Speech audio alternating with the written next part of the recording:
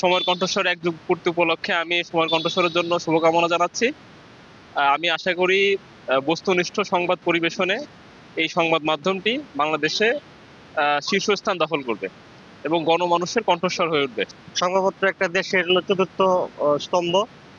আমি সময়ের কণ্ঠস্বরের অগ্রগতি এবং সাফল্য কামনা করি এবং এই পর্যন্ত যারা যে কাজ করে আসছে তাদের অবশ্যই ভালো কাজ করছে এবং ভবিষ্যতেও তারা যেন নিরপেক্ষতা কাজ করে। এক যুগ পূর্তি উপলক্ষে সময়ের কণ্ঠস্বরের সাথে ছিলাম, আছি এবং থাকবে। অল্প কয়েকদিনে এই পত্রিকাটি মানে পাঠক মর্যাদা পেয়েছে। গ্রামাঞ্চলে পাঠক পত্রিকাটাকে খুব লুফে নিয়েছে।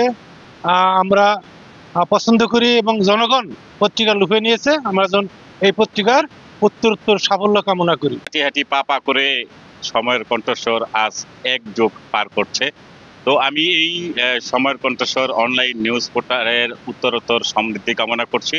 আর আমাদের ভুইয়াপুর যে প্রতিনিধি রয়েছে তৌফিকুর রহমান মানিক, তিনি তার লেখনীর মাধ্যমে আজকে এই সময়ের কণ্ঠস্বরকে ভুইয়াপুরে বিভিন্ন আনাচাকানাচে মানুষজনের কাছে একটি সময়ের কণ্ঠস্বর, মানুষের কণ্ঠস্বর হিসেবে রূপ নিয়েছে। এক যুগ পূর্তিতে এই অনলাইন নিউজ পোর্টালের সাথে যারা সম্পৃক্ত রয়েছে তাদের উত্তরোত্তর সমৃদ্ধি এবং সাফল্য কামনা করছি। এক যুগ উপলক্ষে সময় কণ্ঠস্বরের প্রতিষ্ঠা বার্ষিকীতে ভবন প্রতিনিধি ভবন প্রেস ক্লাবের যে এক যুগ পূর্তি অনুষ্ঠানের আয়োজন করছে, এজন্য সময়ের কণ্ঠস্বরকে সফলতা কামনা করছি।